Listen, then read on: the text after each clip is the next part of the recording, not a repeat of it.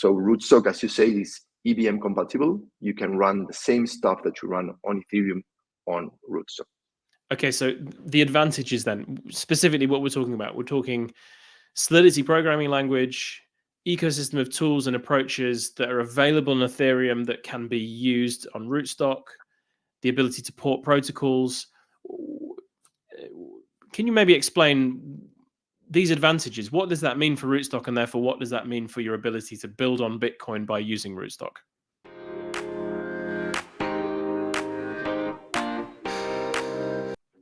Hey, and welcome to Rootstock Fundamentals, a series of conversations with some of the key contributors to Rootstock, Bitcoin's first and longest running sidechain.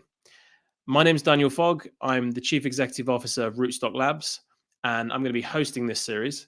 We've designed this series as a beginner's guide to Rootstock. So over the next few episodes, we're going to explore Rootstock's origins, its cryptographic connection to Bitcoin, the security model used to protect Rootstock, and how the Rootstock network continues to evolve today. Rootstock was the first Bitcoin sidechain. It brings together the benefits of Bitcoin, security, store of value, widespread adoption and decentralization with the benefits of Ethereum, smart contracts, programmability, token utility, and an active developer community. This combination makes Rootstock the most secure smart contract platform on the planet. And today we're going to find out more about Rootstock from one of the founders of Rootstock. So this week, I'm joined by Adrian Eidelman. Adrian's the product director of RootstockLabs, co-founder of RootstockLabs, and a long-term contributor to Rootstock.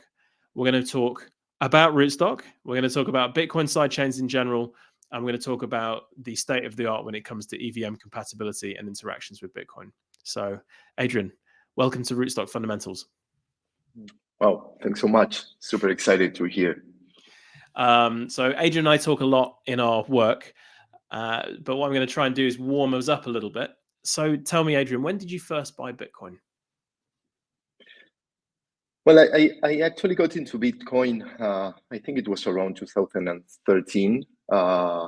You always need someone to orange peel you. So in my case, was my friend and business partner, Gabriel Kurman, who he's very passionate about this, and he got me into the world of Bitcoin. And actually, we started working together soon after that. And so it must have been around 2014, probably. And when did you start working on Rootstock then? Well, more or less at that time.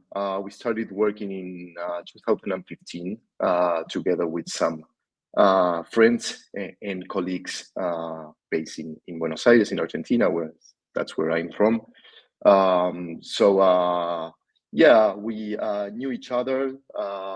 Some of us knew each other from high school. So for a long time, we had been working together. And well, we all got excited about Bitcoin. Some of us later, some of us sooner.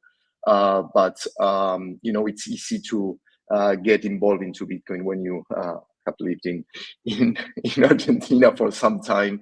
So it was very easy to, as I said, to get excited about it. And well, we were almost all of us working in technology. So yeah, it was around 2014, 2015 when we started formally working in Rootstock. Yeah.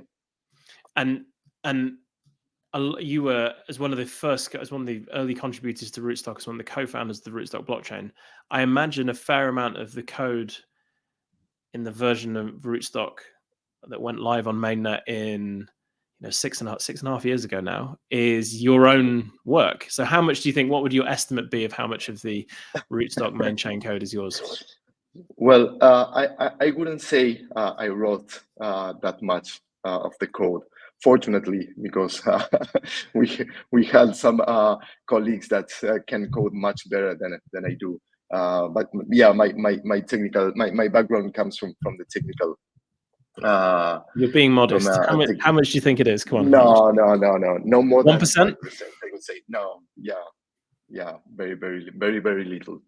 Thankfully, but I had to be involved in understanding the code and yeah, working with the developers And yeah, of course, this was a very, very small team at the beginning.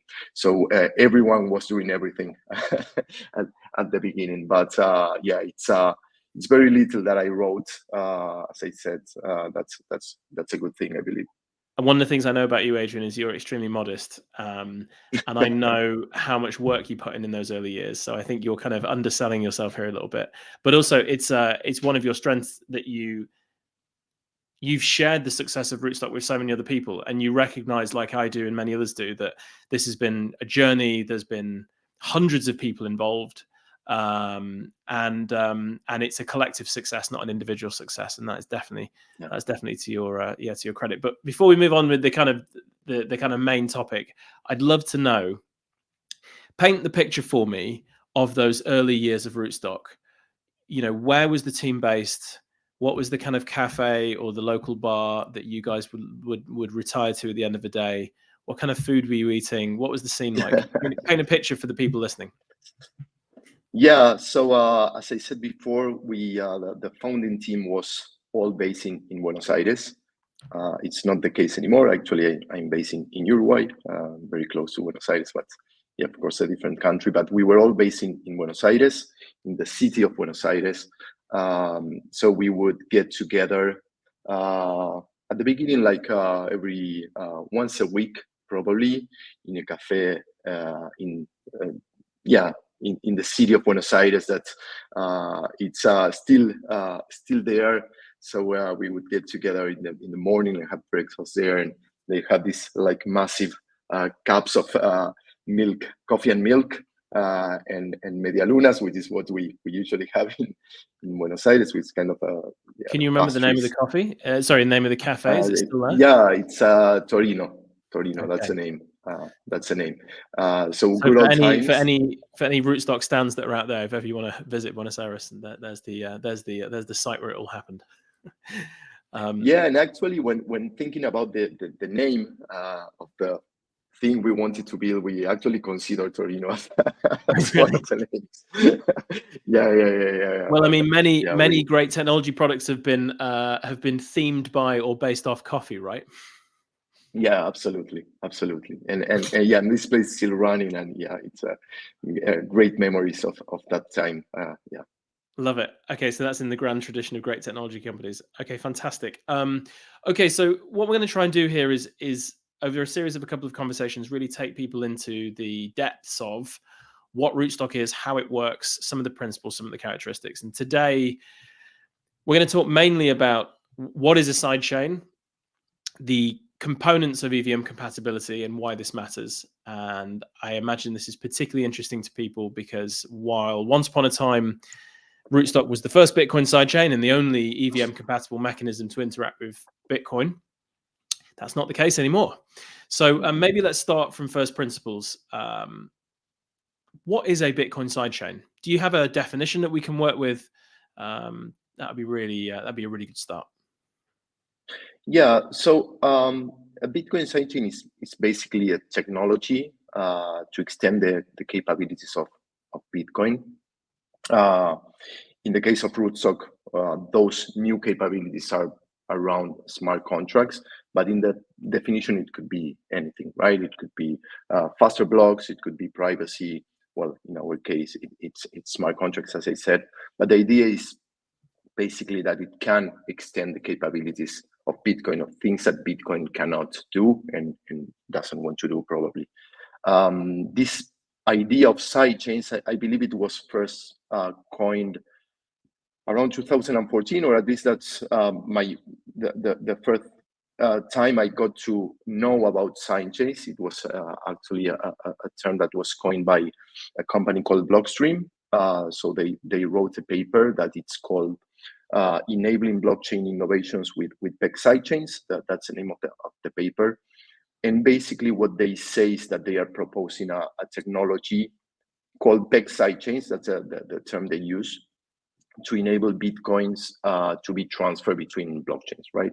With the idea of giving users access to new, as I said, capabilities to new cryptocurrency systems using the assets they already know, they already own, sorry.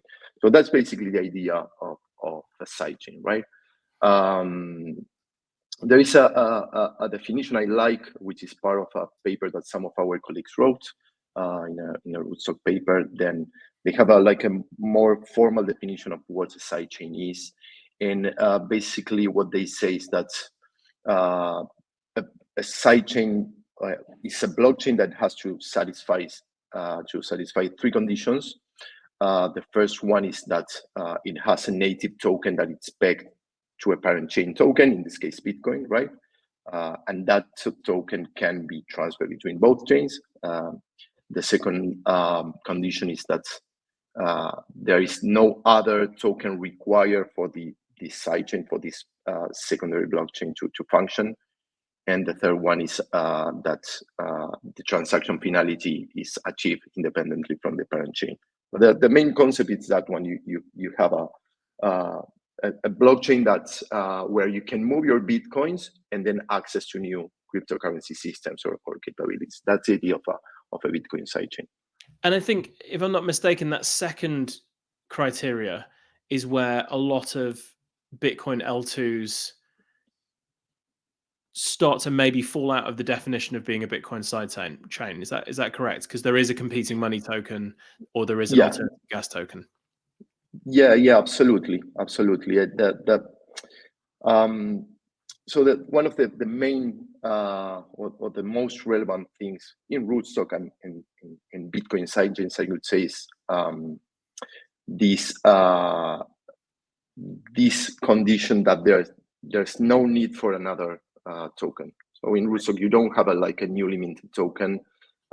Everything you need to transact on Bitcoin on Rootstock is Bitcoin, right? And that's it. You're correct when you say there are other examples in Bitcoin L2s that do not comply with that definition. Okay, so when we say that Rootstock is aligned to Bitcoin, what do we mean? So the asset is the same. You lock Bitcoin on the Bitcoin network and you unlock rBTC on the Rootstock network. So you're using the same money token. But what other alignment is there between Rootstock and Bitcoin other than using Bitcoin the token to pay for gas fees? Yeah. So of course that's probably the main one. This idea that Rootstock as a Bitcoin sidechain is not competing for resources with Bitcoin, right? There is no competition with Bitcoin, and actually there is a full alignment in goals and incentives with Bitcoin. When we talk about Rootstock, you have the token for which, of course, you need a bridge, what is usually called a two-way peg, to transfer Bitcoins back and forth between the two chains. And the other strong point of connection with Bitcoin comes from the incentives in the network. So you, of course, that Rootstock is merge mine, so security comes from the same Bitcoin mining pools. And the important thing here, both things combined, the fact that you don't have a new token and that security comes from Bitcoin miners. So basically that means that the rewards are also distributed in Bitcoins on Rootstock. So the alignment, it's very close one to the other one, both for the token and also for the incentives that are distributed to Bitcoin miners that are also contributing to Rootstock. And that's kind of sounds simple, but I think it's quite powerful to understand the alignment between Rootstock and Bitcoin. And as you said, this is not the case for many other L2s. So two novel characteristics of Rootstock there: merge mining and the two-way peg. Maybe let's dive into each one of them one by one. So what is merge mining? Well, merge mining is a technology that lets you secure a secondary blockchain using the same computational resources that are used to secure a primary blockchain, right? So in the case of Rootstock, Rootstock would be the secondary chain, while Bitcoin is the first one. The idea is very simple to understand. Rootstock reuses the hashing power that is securing Bitcoin to secure Rootstock at the same time. So the idea is that no additional electricity, no different equipment, no additional resources are needed to secure Rootstock, and we can reuse the same resources used to secure Bitcoin, and with no impact in the Bitcoin mining. So as I said before, the mining pools and miners themselves that are securing Bitcoin can get an additional revenue streams in Bitcoin by contributing their hashing power to Rootstock. But for the miner itself, it's totally transparent. As I said, there is no impact, nothing different. Of course, there is some merge mining logic that needs to be implemented in the mining pool side, but the idea of merge mining is that one. And it's not something that we invented. It's actually a concept that has existed for some time before Rootstock. But I believe that Rootstock is probably one of the most relevant merge mine side chains at this moment, right? And maybe just a final question on merge mining. Could you explain to us, maybe in relatively straightforward terms, what the merge mining process is, what actually happens, what role the mining pools play, the template, these kind of different characteristics about, practically speaking, how are blocks merge mined? Yeah, so trying to keep it simple, but basically, I would say almost all of the hashing power that it's currently mining Bitcoin is done through mining pools, right? So the mining pools basically ask the miners, I mean the ASICs, the hardware, they ask them to share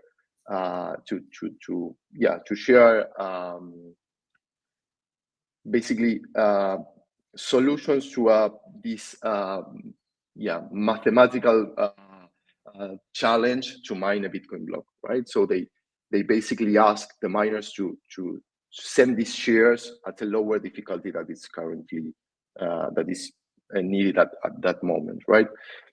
You of course know that the mining Bitcoin is kind of a brute force task, right? They are asked to solve a computational problem with certain characteristics, and these computers start basically hashing in what is called a template, a block template, and share that result with the mining pool.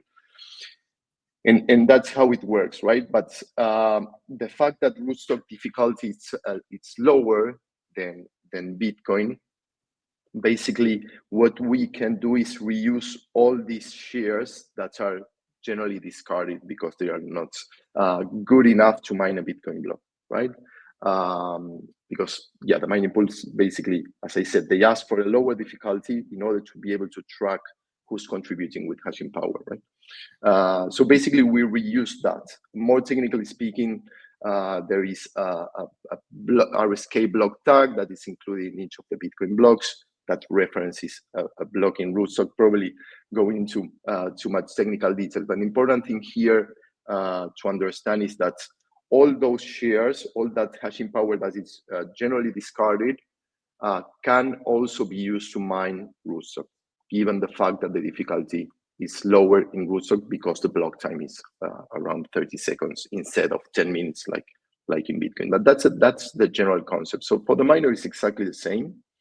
And for the pool, of course, when they get their share, those shares, they have to analyze those shares as they usually do. And by understanding Rootstock difficulty, if those shares are enough to mine a Rootstock block, they will also send that block into Rootstock. And as a consequence, when mining Rootstock blocks, they will get an additional reward for doing that. Not sure if that was too complicated. So that's kind of the first main novel characteristic of Rootstock. As you say, there's other merge mine blockchains, but Rootstock is by far probably the largest or the biggest example of one. The other one is the two-way peg. So this is the two-way peg between Bitcoin and Rootstock.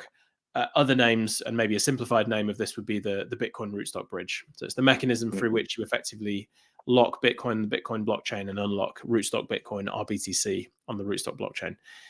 So what is the two-way peg beyond that initial definition? How does it work?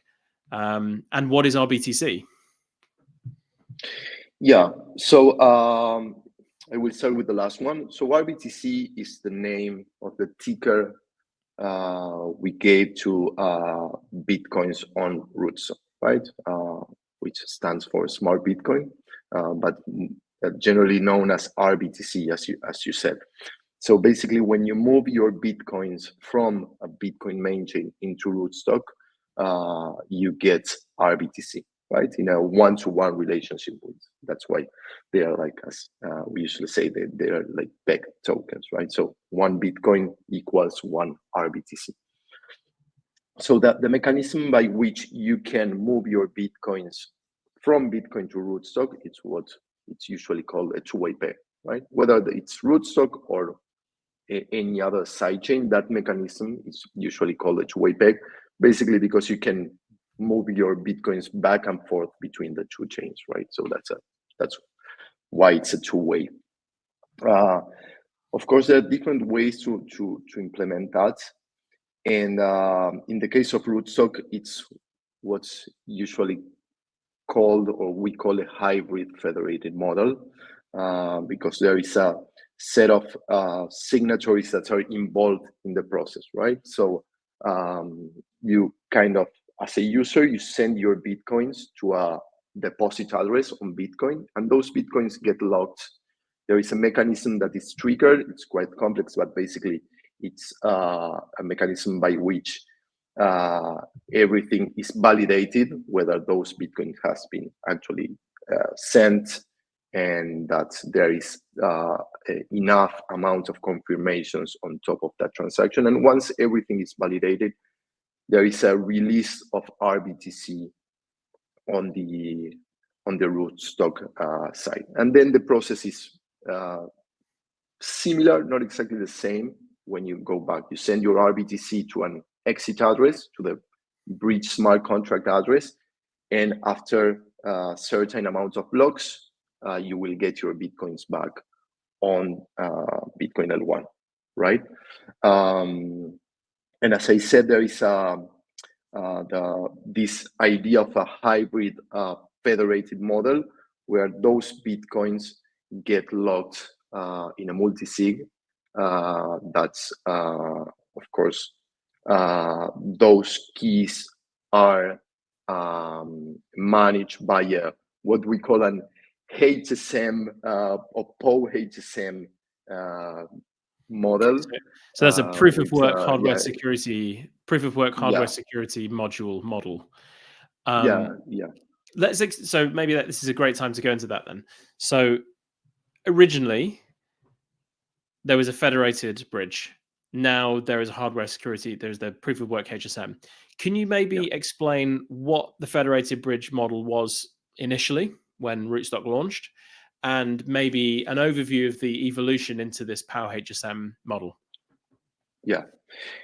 So in general, when you have this kind of bridges, you will have different signatories that hold the key to the vault, right? To the where those Bitcoins get locked, right? That's can have different shapes, right? But in general, there is a set of keys that can basically release the Bitcoins back into L1. Of course, that's not the best model, at least from what we believe. So we've been working on a evolution to that for some time, and we basically evolved this federated model into something that is much more decentralized, or trust minimized, I would say, and much more secure. But basically, the idea and how this works in Rootstock is that those keys are not held by individuals or entities, but are actually kept inside hardware security modules, similar to what we usually use to keep our cryptos, like a ledger device or similar. In the case of Rootstock, those are mainly ledger devices.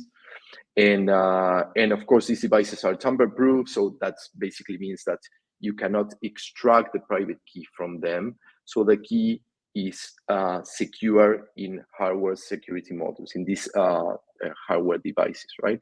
So that's kind of the first evolution of the Rootstock two-way PEG, when we introduce these hardware security modules to secure those keys.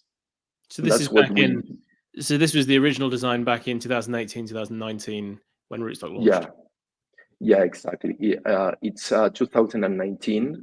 For the first year or so, it was more of a traditional federated model where the signatories, which were different entities and companies, to give it more like geographical distribution, and having other very well-known companies in the crypto space hold one key, but still that was not secure enough. So we moved to this idea of this model where those keys are in hardware security models. But still at that stage in 2019, those devices would sign any release transaction, any transaction to move those Bitcoin. So that would mean that if we hold one of these devices, we could get together and decide to move the Bitcoins into our own accounts. And of course, that was not good.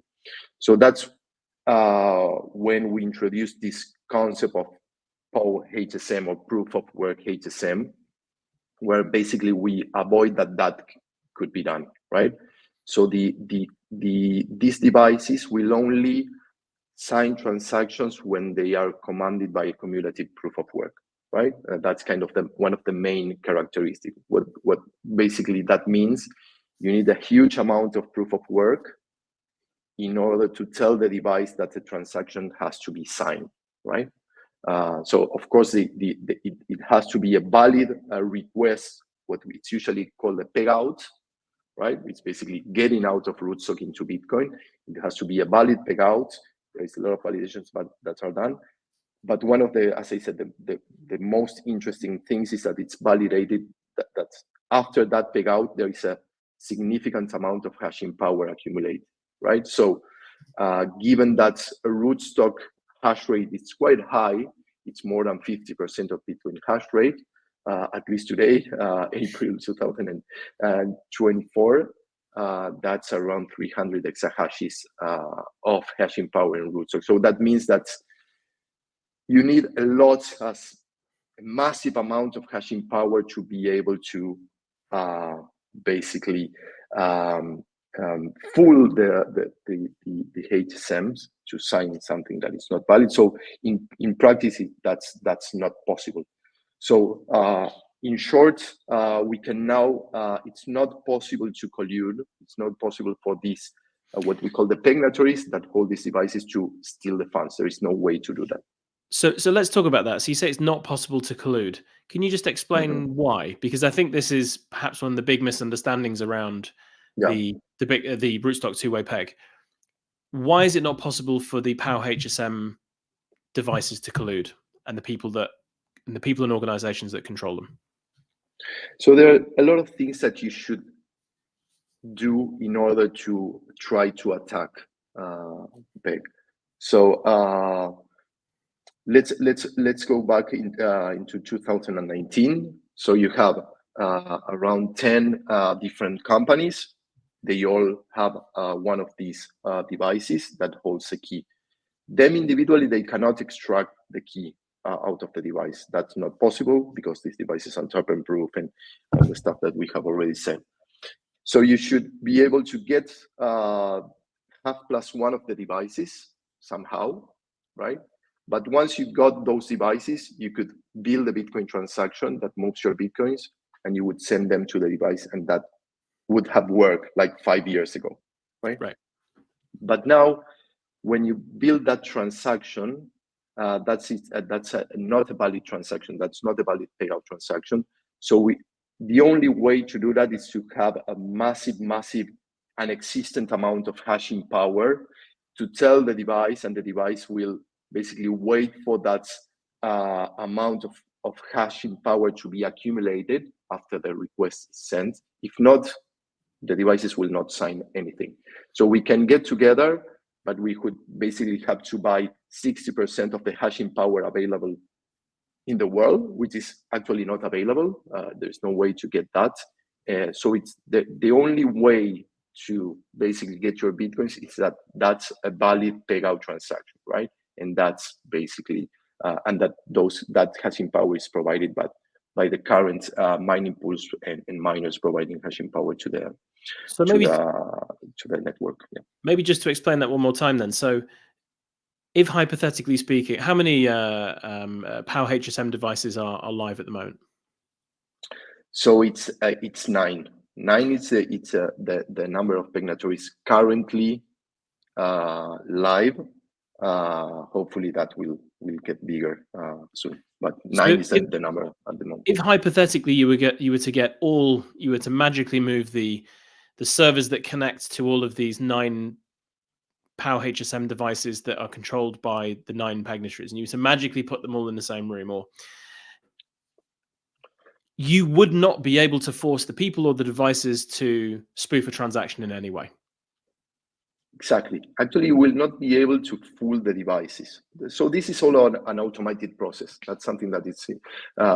Maybe let's explain that a little bit. Yeah. Because I think the image, because people understand what a ledger device is, they understand, and there are other devices as well. I'm not just talking about Trezors, but there's rack-mounted hardware security modules, which would look more akin, more at home in a data center. But I think when people think about this, they imagine a set of keys on the desk of somebody somewhere with a ledger device attached, and you just grab the device. That's not what we're talking about, is it? What are we actually talking about? There is a physical device. Can you explain visually to people what they would be seeing if they looked at it? Yeah, exactly. There is a physical device that is connected to a server, and that server basically is running a Bitcoin node and a Rootstock node, right? Like a special version of a Rootstock node, but everything happens automatically. There is not someone that's says goes to the devices and accepts PIN number and signs a transaction, right? Yeah, no, that's not how it works. Everything is done automatically. Basically, that device, it's running a special version of the firmware where those kind of things are basically implemented in a way that there is no manual intervention, right? Of course, there is one thing that the pegnatories could do, which is basically turn their setups off. That's kind of the worst thing they can do. And but they cannot steal the funds. They cannot collude and steal the funds. There is no way to do it. Okay, amazing. Thanks for that. Let's take a slightly different direction now and talk about Rootstock as an EVM-compatible network. So, just at the very to establish terms here, so an EVM is an Ethereum virtual machine. What is an Ethereum virtual machine? Well, the EVM, as you said, stands for Ethereum Virtual Machine. It's basically the computation engine for Ethereum, right? It's like the piece of software that manages the state of the blockchain and that's understand how to execute smart contracts and how to process transactions, right? So in a network like Ethereum and actually Rootstock, you have a network of computers. Each of them is running this software. So every time they get a transaction, they know what are the instructions that need to be executed. So that's basically the idea of the EVM. It's like the runtime environment for smart contracts. Right? And so Rootstock is not an EVM, but is EVM compatible. What's the difference? Well, EVM is like the virtual machine for Ethereum, right? The only EVM would be the one for Ethereum, and there are other platforms and blockchains like Rootstock that they are EVM compatible. But basically the idea EVM compatible is referring to the ability of a blockchain to run the EVM and execute Ethereum smart contracts, right? So This basically means that developers can write and deploy the same smart contracts, both in Ethereum and the other EVM-compatible blockchains, without making any significant changes to the code. So Rootstock, as you say, is EVM compatible. You can run the same stuff that you run on Ethereum on Rootstock. Okay, so the advantages then, specifically what we're talking about, we're talking Solidity programming language, ecosystem of tools and approaches that are available in Ethereum that can be used on Rootstock, the ability to port protocols.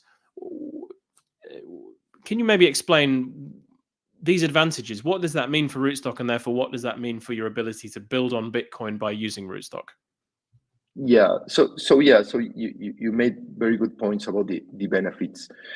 When we started working on Rootstock back in 2015, 16, Ethereum was already launched. Of course, that was a very different moment. Now everything is much more, has evolved, and it's bigger communities. But it was already gaining some traction back in the day, and it was clear for us that we didn't want developers to have to learn something new in order to build on Bitcoin with Rootstock, right? So the idea was try to leverage their experience, the tools they were using, the programming language that they already knew, in order to quickly start or having the possibility of building on Rootstock. And additionally, this concept that you mentioned about portability, right? So the stuff that you have built for Ethereum, you can bring it to Rootstock without making any significant change or any change at all most of the time, right? But this idea of leveraging the knowledge and the tools that the people were already using and the developers were already using was very, very powerful to us. So that was very clear for us from the beginning, right? So it's interesting because I think outside of the blockchain sector, perhaps it's not very widely known that the large majority of blockchain networks are EVM compatible. They are EVM chains. And I think that maybe that is it's not that every network has a radically different approach. Many networks are following a similar approach for a simple reason, as you mentioned, which is that you really want the barrier to entry for developers and new protocols to be as low as possible, but for your network to then provide some kind of differentiating factor, whether it's speed, whether it's security, whether it's like Rootstock, the access to Bitcoin, the connection to Bitcoin. And so, it's just a comment that I think the advent of EVM compatible networks and the impact that's had in the wider sector, I think, is often it's maybe underplayed, right? People, they think, oh, it's Ethereum, and then there's another 100, 200, 300 networks. But in reality, many of them are EVM compatible. It has become like more common lately. A few years ago, it was not the most common scenario, but I think that's good. I think that's it's good for developers mainly. So I think it's great to see other networks also being EVM compatible. Of course, the EVM has been running for several years now. It has been reviewed. It has proven to work well with its pros and cons, of course. But that's a huge benefit for developers, and I think that we made a right decision back in the day to be EVM compatible. And so Rootstock is Turing-complete. I actually just last weekend was in the Manchester Science Museum looking at some artifacts from Alan Turing's work at the University of Manchester back in, I believe, 1948. If I'm not mistaken, he, as well as many of the amazing things that Alan Turing did, he also wrote the first program for Baby, which was the first, I believe, mass manufacturable computer. But anyway, that's along with many of the other benefits of many of the things that Alan Turing, gave to gave to our planet. But Rootstock's Turing-complete. What does that mean, and why does it matter? Yeah, so to explain that in simple terms, the idea of Turing completeness means that in this case, the EVM or the Rootstock virtual machine, by being Turing complete, basically means that they can perform any computation that can be expressed as an algorithm, right? So basically, they can solve any computational problem given enough time and memory. Let's put it that way. So, but in even simpler terms, it's what you can program now with any modern programming language like Java or C#. Like you have you can write ifs and you can write loops, and basically the things that are very common to any modern programming language. It's what you can use to create smart contracts, right? In contrast with, for example, Bitcoin, which is not EVM, it's not Turing complete, sorry, and it has some limitations. That's why the possibilities you have of adding logic to transfer of Bitcoin is quite limited, and that's why Rootstock makes sense, right? Because you can create more complex things. But the idea of Turing completeness is that one. And I think that sits at the heart of the core argument around why Rootstock exists, which is that Bitcoin is amazing at 2 or 3 things. It's better than anything else in the world at 2 or 3 things. But perhaps your ability to store value and transfer value are not enough to build a global decentralized economy. And that's where having a Turing complete blockchain that is able to directly interface with the Bitcoin blockchain is a perfect combination of these 2 different computational paradigms, right? Yeah, exactly. I mean, what we believe that what Ethereum built is great. It's amazing, all the things that you can do with smart contracts. In our vision, it was not. There was no good reason not to build that on top of Bitcoin, right? Which is the most decentralized, anti-censorship, and secure store of value, as you said. Why would you compete with Bitcoin? Why don't just bring all this amazing innovation into Bitcoin? That was basically the vision we had back in the day, and I think it's still valid today. And other networks think it's valid as well. So this brings us nicely onto the idea of the Bitcoin L2. So layer 2s are, to my understanding at least, they are essentially an Ethereum concept. And with number of proposed theoretical innovations, which occurred maybe a year or 2 ago, the idea of maybe bringing optimistic rollups to Bitcoin has meant that there has been an explosion in interest in, quote, building on Bitcoin, right? And so for a long time, Rootstock was the only Bitcoin sidechain. It was certainly the biggest Bitcoin sidechain, the most notable.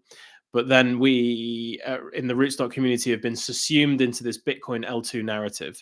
So maybe, and like music journalists who are obsessively coming up with new genres and trying to categorize different music types. I think in the blockchain sector, we're often trying to categorize things and explain things through analogy because of the complexity of what we're dealing with and the fast-moving innovation in the space. But I'm interested to know, from your opinion, what do you think a Bitcoin L2 is? And is Rootstock a Bitcoin L2? Okay, yeah, so yeah, it's true what you say. Now there is like a lot of excitement around Bitcoin L2s, and that's basically has there is a lot of willingness to define things better, like about what is actually an L2, what it's not. So I think that's still kind of it's being shaped, right? You've probably seen a few weeks ago there was an editorial from Bitcoin Magazine saying what are the Bitcoin L2s that they were willing to cover, and that was quite interesting. And they kind of define what an L2 is. There are other like initiatives about defining L2s, and many of these definitions are also coming from Ethereum. So one of the things that everyone agrees is this concept of the native token to be Bitcoin, right? And no one is considering any blockchain that it's not using Bitcoin as a Bitcoin L2. There are other like theoretically that would be possible, right? You could have a network that's merge mined with Bitcoin, but doesn't use Bitcoin as the native token. So theoretically, it's probably not even theoretical. You could build it. It just wouldn't necessarily be classified as a Bitcoin L2 because of the absence of Bitcoin as an asset. Yeah, exactly. Or that you use another token to transact the protocol level, or that you reward or mints a new token, right? So in that sense, of course, Rootstock complies with that definition we talked at the beginning of the native token, and that you don't need another token, and so on. So then there is other conditions that some people mention that are not necessarily accomplished by Rootstock, and are not accomplished by almost none of the platforms. They talk about the possibility of unilaterally being able to withdraw your Bitcoins from L1, right? Which is not something that you can do in Rootstock, and you can do it, I would say, mostly except for Lightning. You cannot like leaving everyone else out. But the important thing for me is the token, and also this concept of bringing new capabilities and scaling Bitcoin. And of course, that there is people that are willing to use and find value in that. So in that idea of, okay, we are bringing new things to Bitcoin, and users can access new cryptocurrency system using the assets they already own, their Bitcoins, then I believe that can be considered Bitcoin L2. And yeah, I think that Rootstock is an L2. Yeah, definitely. And so I'm right in saying the part of the challenge which many of these Bitcoin L2s, perhaps the more sophisticated architectures that are coming out now, are built on the idea that it is possible to build a better, in inverted commas, bridge to Bitcoin using Robin Linus's BitVM architecture. How do you look at that? Given, I mean, you've been working in the Bitcoin sidechain space for over a decade now. You have worked to build out the, initially the federated bridge architecture, and now the POW HSM architecture. It's been live for several years now. How do you think about BitVM and this second bridge to Bitcoin, and what do you think it means for Bitcoin L2s? Yeah, so there is a lot of excitement around that, and the important the core idea here that I think it's a valid one is how we can build more decentralized bridges. Right? We believe we have built one of the most secure, if not the most secure, bridge with Bitcoin that exists. It has worked since started in 2018. It has not been hacked. It has worked really, really well. 100% uptime, right? I mean, this is a claim that many Rootstock contributors make, but it's 100% uptime since launch. Yeah, exactly. And this idea of POW HSM, I think it's super powerful. Actually, one of the most interesting things that we have built, and I have not seen that. It is today still the biggest and most widely used Bitcoin bridge, if I'm not mistaken. Yeah, exactly. Rootstock is number one in TVL compared to other like Bitcoin L2 spaces.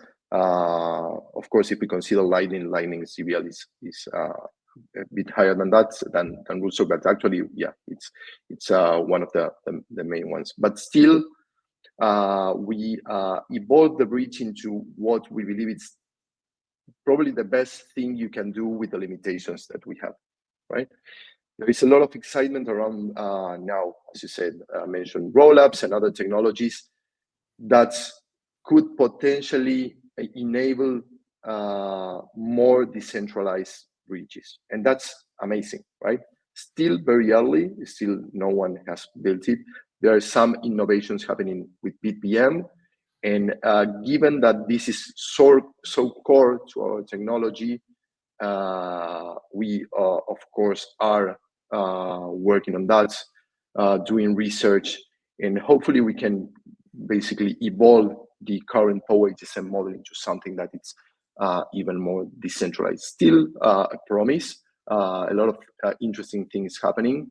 And of course, if we find a way to build it even more decentralized, we will be there like in the first seats to evolve the POW into something more decentralized, but still a bit early, unfortunately. Amazing. Rootstock has led the way in the Bitcoin L2 space for many years now. You've been one of the key contributors since even before Rootstock was launched. It's been great to have this conversation with you and to sort of share some of the conversations that we have internally at RootstockLabs. We have talked about what is a Bitcoin sidechain. We've talked about the alignment between Rootstock and Bitcoin, merge mining, this unique characteristic of Rootstock, how it works, the two-way peg, the initial federated bridge architecture, and the evolution into a POW HSM. We've discussed how many of the traditional attacks that you would perform on a federated bridge do not work with the Rootstock two-way peg architecture as it exists today. We've talked a bit about EVMs and the EVM era, and the benefits of having a low barrier to entry for developers when building on Bitcoin. And we talked about the Turing-complete qualities of Rootstock, and maybe what the future looks like for Rootstock, for Bitcoin sidechains, Bitcoin L2s, and perhaps some of the innovations we're going to be talking about in the coming months around extending Rootstock's architecture and pushing back the frontiers for innovation. Adrian, it's been awesome to talk to you in this kind of more public setting. Thanks so much, and thanks for taking us through at the beginning some of those like early days of Rootstock Labs. What was it called right at the beginning? Smart Labs, of course. Yeah, right exactly. At the beginning in the early days. So thank you so much. Thanks everybody for listening, and thanks for getting right to the end. This is the first episode in a series on Rootstock fundamentals. We're going to be speaking to the director of architecture for RootstockLabs, Raul, in the weeks to come. Sergio, one of the chief scientists at RootstockLabs, on defense in depth, one of the principles around Rootstock. And we're also going to be talking to Jose, our director of engineering, around the two-way peg, I think, in a lot more detail, and rBTC in a lot more detail. So check out some of the other episodes. Thanks so much, Adrian. Thanks, everybody. And we'll catch you out there in the crypto space very soon. Thanks so much. Bye, everyone.